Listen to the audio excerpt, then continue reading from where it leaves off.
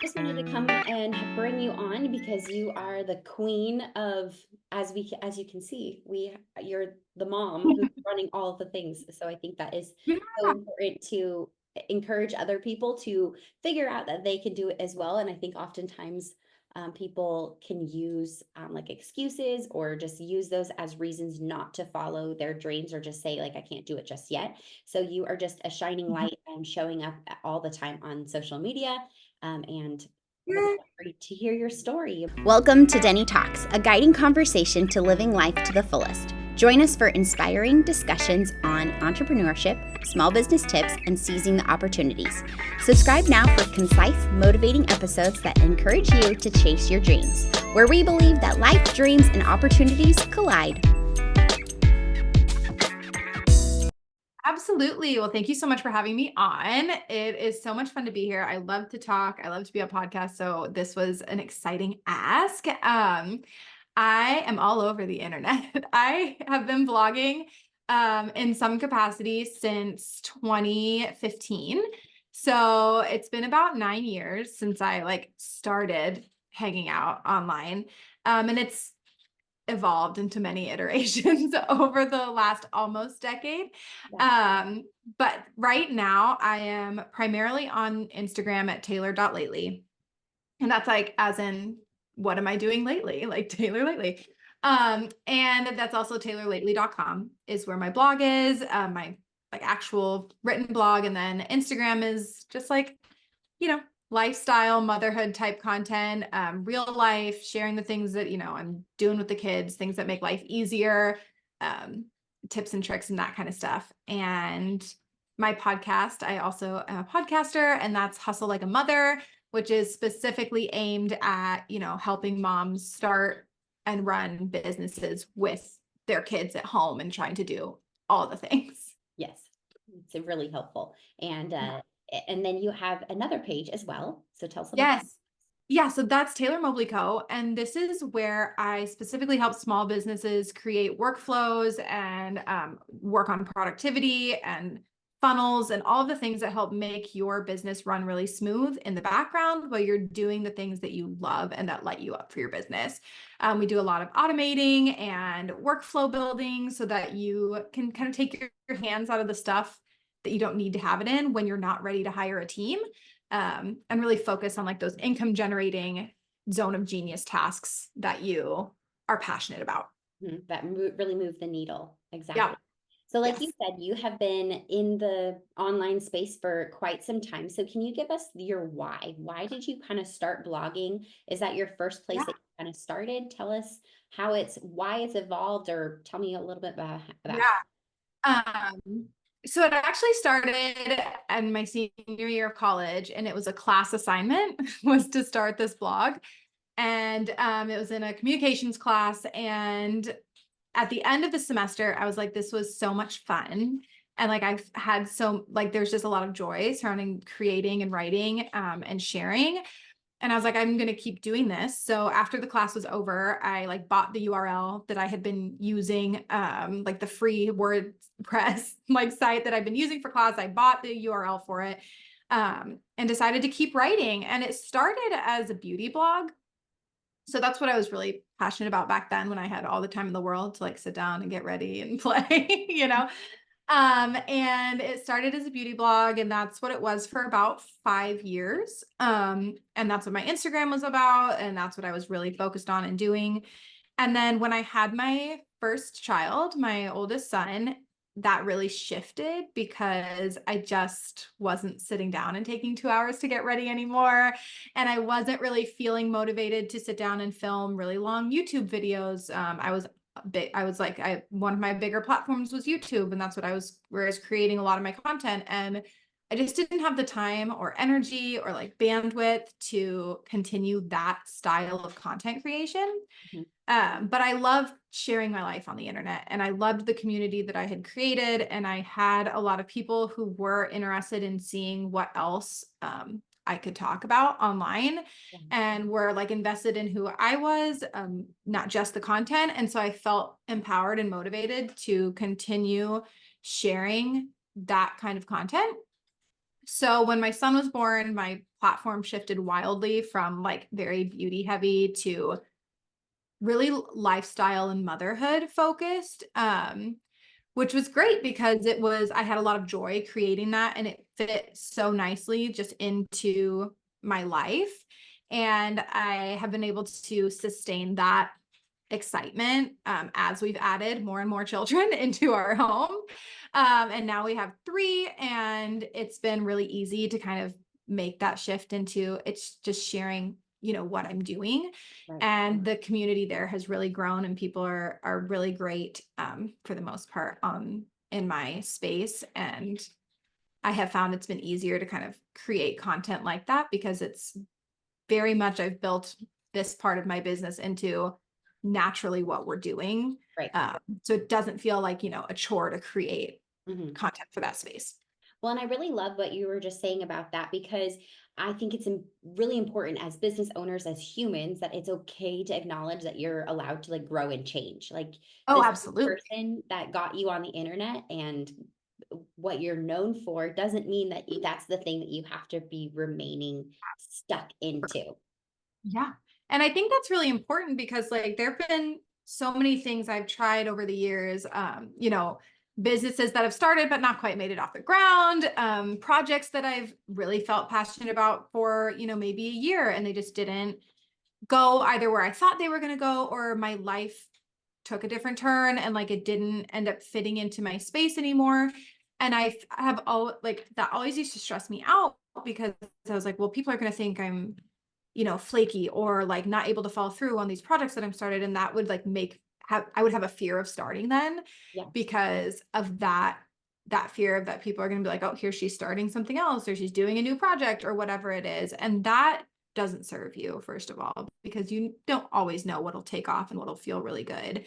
And it doesn't matter in the end because the people who are going to talk about it or, say something like that about it aren't running this with you. Hmm. So they don't really matter, right? Like that, their opinion doesn't really matter. And so if you are finding joy in what you're doing, Sure. having the freedom to kind of pivot when necessary is really important. And if you're burned out doing one thing and you don't love it anymore, you're not going to do well at it either. And Sure. so it really doesn't serve you to continue to do it. Hmm. Well, and I think that's also too, because I have followed you since the very beginning, because Yeah. you're all of your makeup tips and Mhm. tricks, and you've dealt with like some Yeah. skin remedies that have really helped and Yeah. whatnot. So like that was one of the reasons why I started following you. And then also my life grows and changes, and we're relatively similar in age, so being Yeah. able to see like, oh, she's doing the same thing, like we are kind of like on this growth path together, and it just makes you relatable. And like you had said, the person who is following along with you, they want to see you grow and change. You don't want to be the same person that you were starting in 2015. So Yeah. that alone right there should be Yeah, encouragement I enough. hope there's growth. Like last 9 years, I hope so.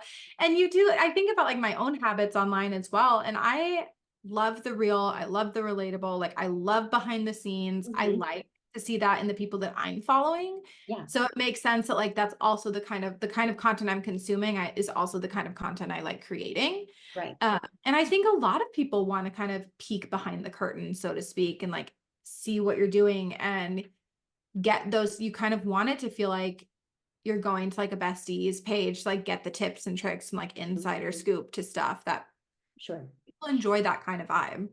So now that you have kind of made this pivot and change a Yeah. little bit more towards being relatable to the adult world of Yeah. running a business with a family and all of that stuff, no longer just being like a single lady individually. So you're juggling not only multiple roles as a human, but you're also doing multiple roles online as well. Like meaning that you have multiple accounts, you have multiple Mhm. facets of Yeah.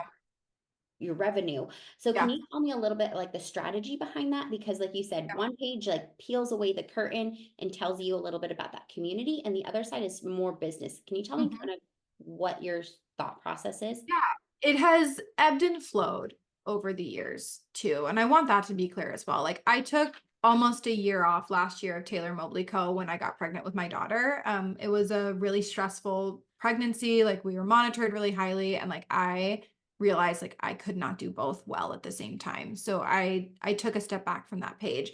Now that I'm back being able to balance things a little better, and giving myself some grace for allowing myself to kind of let that fall for a moment.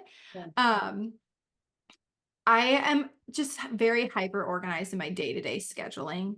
And then I feel like I'm really aware of what I have the capacity to create in a given week. Okay. And so like my posting schedule on Taylor lately is a lot freer because it's like what I'm doing during the day. So like that doesn't need to necessarily be hyper scheduled. It's kind of like what come along with me most days. And then I have some certain reels that I'm like, or content that I make that I'm like, okay, I know I want to share what's in my pool bag. I know I want to talk about, the athletic dress I'm wearing. So those are some things I think about in advance and I'll write out. But that one is a lot easier for me to do consistently just because like I'm showing up. If I'm showing up in life, I can show up on that page. Sure. With Taylor Mobley Co., that's a lot more thought out, and each post takes a lot more time for me to create or plan out because I want it to be so educational and helpful and also speak to the services that I provide and why they're good. And so those I only do 3 times a week. And I have a lot less stories over there. And I spend a lot more time curating that content and being really specific on like my pillars, which would be like education and then sales and inspiration and motivation. And so I really have that it's very structured so that I can provide really good content for people wanting to take part in what I'm sharing over there. Okay. And so they're very different in how I approach posting on those pages. But it means that I just have to be scheduled when I'm creating during the week. And I don't have, like, my kids don't go to daycare. My mom lives close, so she does help for a couple hours a few times a week, which is really helpful. But otherwise, I work in the evenings, I work during nap times, I try to get up early and get a few things done. But I'm definitely in like the pockets of time kind of space in running a business. Mhm. And it's really possible if I've got like my to-do list is done in advance and I know what I'm working on. Okay.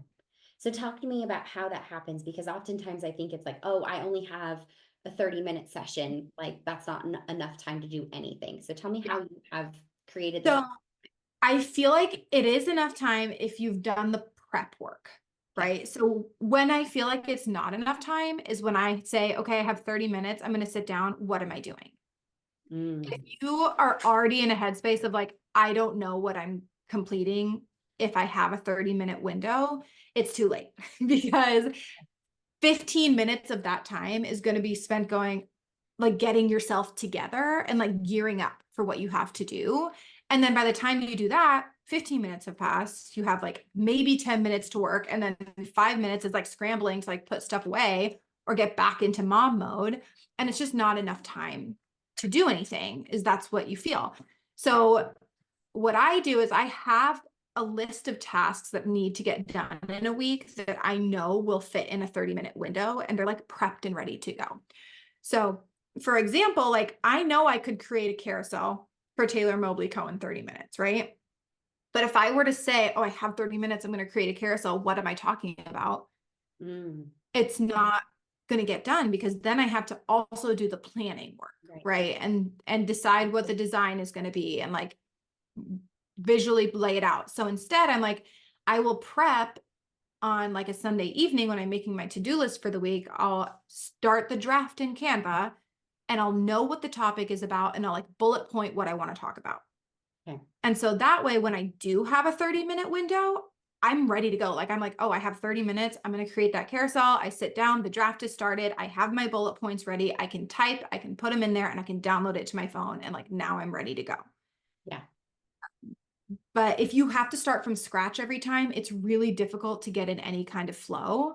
So having a handful of tasks that are like ready to go quickly and Mhm. like already are like pre-drafted so that you can kind of speed up the process will make fitting things into those 30-minute windows a lot more manageable. Okay. So then when do you do your brainstorming time? I brainstorm typically in the evenings right now because that's when I have time. But I also voice note in the car all the time. So this is another one. Like when I'm running kids to and from places, I am voice noting just constantly, like talk to text, where I'm like, oh, I have an idea for a podcast episode. Yes. And I'm like voice texting that to myself, or I'm like, okay, this was a good tip. Like, I'm going to remember that I want to throw this in stories later, and I will voice text it to myself. And so now I have a really big file of like half done ideas of things that I have like voice texted to myself, because it's a great, like driving in the car is a really great time for me to just get those ideas out that I've been thinking about. Mhm. And it's usually, my kids are usually occupied with a snack or whatever, music in the car. So it's a good time for me to like not have little voices yelling mommy in my ear. Um, and then like on Sunday evenings when I do my big planning for the week, like I take an hour and like really schedule my week out Sunday nights. Okay. I kind of go through those voice notes that I have collected throughout the week. And I'm like, okay, are any of these legit enough to turn into real things? Or was I just like spitballing and it's not going to go anywhere, which is fine. But it's good because I'll be like, oh, I remember I had this podcast idea. So I'm going to pull that out and like schedule that for a solo recording. Or, oh, I wrote this tip down that I remembered. I'm going to turn this into like a, 15-second reel. So I'm going to schedule that to film, in the morning. And so you can kind of take those brainstorm, like brain dump ideas. And when I'm doing my weekly planning, that's when I'm kind of like taking those harebrained versions of things and actually deciding if they'll be fully formed ideas and putting them in like my creation timeline. Okay, that makes a lot of sense. And what I hear a lot of it is like your inspiration comes when it comes, and so you Yep. have to just utilize that as best as possible. And I um, don't feel like they need to be fully formed. Like okay, take the inspiration, voice note it to yourself, or like write it down in your notes app and like deal with it later. But just get it out of your head, because the problem is we'll have this idea and then we'll forget about it. mhm, And so like just get it out of your brain, write it down, write a couple bullet points that go along with it on like what platform you think it would be good on. And then later when you're in the space to plan and prep, you can kind of pull those ideas out and decide if they make sense in what you're doing. yes, I do that all the time. But most of the time it happens really late at night. Most of the time I'm like, I can't sleep, and I wake up and then I'm like roll over and I'm like, I have to add this to To my write this down right now. I'm gonna forget by the time I wake up in the morning, but it's a really good one. And then Yes. I wake up and it's all mumble jumbled and like clearly that wasn't worth No, try it. voice noting next time. No, I have had the same thing where I'll wake up and I'll look at it. I'm like, I thought I knew this made sense at like 1 a.m, and it is no longer Yes. making sense to Yes, me. I love that. Okay, so you have got some great strategies for us and techniques on how to manage and balance your time between your business as well as your personal life. And so I Yeah. think it's really valuable for a lot of people that it's okay to just use the pockets of time. You don't have to, so you can run a full You business just have like you my are. permission to do that. And I think setting yourself up for success system wise is Okay. also really key. Like I don't have any team members right now. It's just me running all of this, which means like I can't do everything manually, right? I would never have enough time. So I do set up things, little automations or some systems, and I use Notion as my project management system. Like Okay. I have, my dashboard set up to where it's really easy for me to add things and find things where they go and content plan and like put those together without me having to start from scratch when I'm writing stuff all the time. Like I have a template for how I do my reels. So I can click a button in Notion and it sets that template up for me. Like I'm not writing that from scratch and every time, and that is really helpful. And like setting up, I know we've seen this all over Instagram right now. It's very big, but like the mini chats where if somebody comments a word on your Instagram, somebody's instantly sent the link, right? That means I can get stuff out to my followers really easy and I'm not missing people or they're not waiting hours for me to send them a link. It makes stuff like that run really smoothly and go really quickly. And it takes one more thing off my plate. Mhm. So kind of this figuring out where those little time savers are so that you're not having to do everything manually is also just really key. Okay, you're wanting to make things easier for yourself, Yeah, as you're adding on to your business. And so, exactly. okay, that makes a lot of sense. So you're managing your time, and Taylor is really, really good about that. And that's what I would go to her for. And when it comes to your business side of things, so definitely check her out on that. Okay, so tell me a little bit about some of your biggest challenges that you face when you are balancing these different acts. Yeah. Sick children. That's one that gets the top. That always takes your day out. Yeah. Children in general are so great. And like, I'm so grateful to be home with them while I'm doing things. Mhm. But they're unpredictable, right? And so it can feel frustrating to feel like you can never have like an actual schedule. You never quite know when they'll wake up from a nap or not feel good or, need something from you. And so I really had to get into a headspace of there needs to be flexibility and like that's okay. And Mhm. it doesn't mean everything's going to fall down around you or that things aren't possible. We just have to kind of manage our expectations. So like I have a big list at the beginning of every day. Does it all get done all the time? No, but that's okay, right? I can kind of prioritize. I try to prioritize three things that I want to get done in the day for work.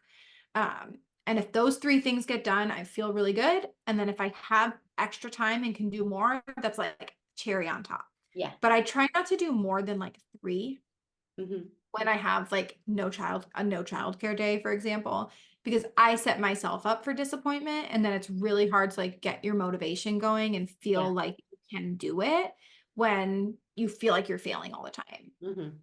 So just managing the expectations, picking three things that you want to get done during the day, and then prepping them ahead of time so that you can get them done during the week. I really like that idea of that brainstorming, because I often feel like myself, I feel like I'm always just in a brainstorm mode, and then I'm like, okay, I had all those ideas. How do I make that happen? And I want to also just pinpoint too is that like you and I are both moms, but we're at very different stages of the Yeah. motherhood stage. So I Yeah. think that that's also hard to recognize when you're seeing somebody online and you're like, oh my gosh, so she's getting so much done, or this person I'm not, and you're kind of just judging yourself all the time. So I really like what you're saying about you're not setting yourself up for failure, um, Yeah. or disappointment for yourself, because that's not the case. And it's just a season of life. Like you said, you are going to Yes. have a And season of sick kids. yes, and what I have to think about too is as real as people are online, we don't always see the full picture. Sure. And so I don't know if somebody has a nanny, and I don't know if they have a house cleaner, and I don't know if they are doing grocery delivery every week, and I don't know if they have, help with their kids all the time. Like there are things that we just don't always get the full picture of. So if Mhm. you spend your day going, well, how the heck does this person get stuff like all this stuff done and their house is clean and their fridge is stocked and like it looks like they always have clean laundry, which is cool. Like if you spend your day thinking about that, it's we just don't know like what their full behind the scenes picture is. Uh-huh. And that can make it really like the comparison game can be really tough. And you also don't know like who has a really tough kid or like a really tough season with their child. I know like there are times where I'm like, man, my 2-year-old has not stopped screaming for days. And that's just like the deal right now. That's just like where he's at. And that's fine. But like somebody else may have a different temperament of kid and it may be easier for Mhm. them to do stuff, in that season. And so these kids are little people. They're like their own people. And so they're going to have different temperaments and they're going to have different likes and dislikes. And like comparing yourself to somebody else's kid's temperament is not fair It's to not. yourself, Mhm. you know? That's wonderful to just pinpoint and focus on too. And like you said, you have is it three kids under the age of 5? Is that right? Yeah, Yeah. So like that's a lot to take on, as opposed to like mine are very functioning for themselves. Like they're in exactly. teens. And so I Yeah. have a way different, you're saying like, how do I fit 30 minutes when I'm like, my kid doesn't even get up until 2 p.m. And like So my kids are up at 5:45, yeah. like they're so different. The challenges exist on both spheres, Mhm. but they're different challenges, right? And like right now it's like, how do I get stuff in nap time hustle? And like that's my only free time when eventually the kids will go to school or they'll have, big spaces of time where I'm not worried about them, launching themselves off of furniture and like putting dog food in their mouth. Like there's just different challenges, different things. And if your kids are spaced a lot bigger apart, like that's also different than like my younger two are 17 months apart. Like I had two babies at the same time. Right. So it's just different. It's just different. Okay, that makes a lot of sense. Mhm. Okay, so then one time I was listening to a podcast with you, Taylor, and you made this point of and you even pinpointed it too. So this is obviously like something Yeah. you do, but you said that when you were first blogging at your college course, Mhm. you said I went ahead and bought like the domain for that. And Oh in the yeah. podcast that I was listening to you on, you were like, I just have all these different ideas of businesses of what I want, and I will go on and Oh, the purchase URL a hoarder. Yes. yes. I know what Um, you're saying. so that Yeah. brings me to my question of Yeah. you are a person who takes opportunities or sees opportunities. And that's one of the things that I just want to always pinpoint for our podcast is encouraging people to see the opportunities are around them. So how do you see those opportunities? How do you Yeah. find them? Take a hold of them. It's What's your motivation and where do you see yourself in 4 or 5 years? it's so funny. The URL thing makes me chuckle. I sat on Taylor lately for like 5 years before I ever ended up doing something with it. I sat on Taylor Mobley Co. for forever. But there's sometimes where I will have an idea and I feel like it's a great idea, but not for me right now. Okay. Or it's just not, it's like I have an idea and I'm like, man, I would love to do that, but like my capacity is zero at the moment to like add another project. But Yeah. like I know it would be good for me. So I'm gonna go grab it. like I have like Google Docs with fleshed out business plans for things or like just project ideas or different service offerings where I'm like, this sounds so good, like so fulfilling. It's not the right time. And I feel like I have good judgment when it comes to like when something is or isn't for me right now. But it's always like if some my time were to open up or I have more assistance or something, it would be something I would like to do.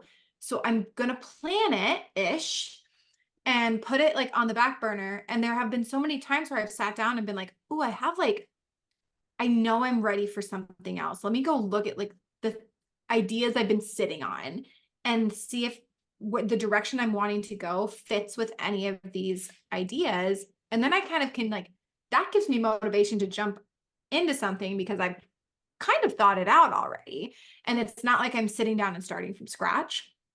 Like when those ideas come, taking a moment to write them down and make some bullet points for yourself or grab the social media handle or the URL or whatever. I have a lot of social media handles too, where you like grab the things just in case.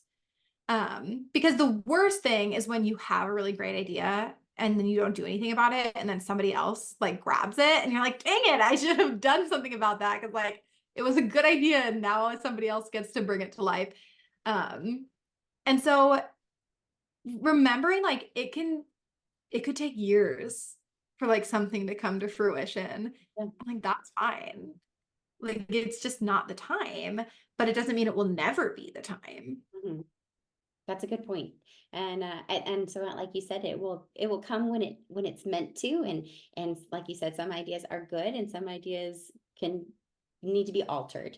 And that's Yes. okay to do. So I really like that strategy that you have shared with us because I think sometimes people don't do anything with them because they are just like, oh well, I couldn't be a business owner right now because I just don't have the time. But if you give yourself permission by being like, one day I'm going to make this happen. It's just not right now. And acknowledging that changes the perspective so dramatically. And I think we like operate our lives a little differently. If we're like, I know this is coming. I know it's going to be good. I know the time will open itself for me. Like, I know that this is in my future. I feel like we might behave a little bit differently. And like the choices that we make, if we are looking forward to what is coming versus feeling like, you have all these great ideas and you never do anything with them. That's a really defeatist kind of way to look at it versus being like, I have all these great ideas and like, I can't wait to see how they unfold in the future. Mhm. Well, you're such a wealth of knowledge. Taylor, thank you so much for your time here today. Is there anything that you would like to leave us with as some lasting advice? Yeah, I think don't count yourself out like if you're feeling stressed and overwhelmed in certain seasons. There were so many times last year when I was pregnant with our third and I was like really sick and we were having her monitor all the time. It was a really high stress time where I could have been like, this is too much and I quit.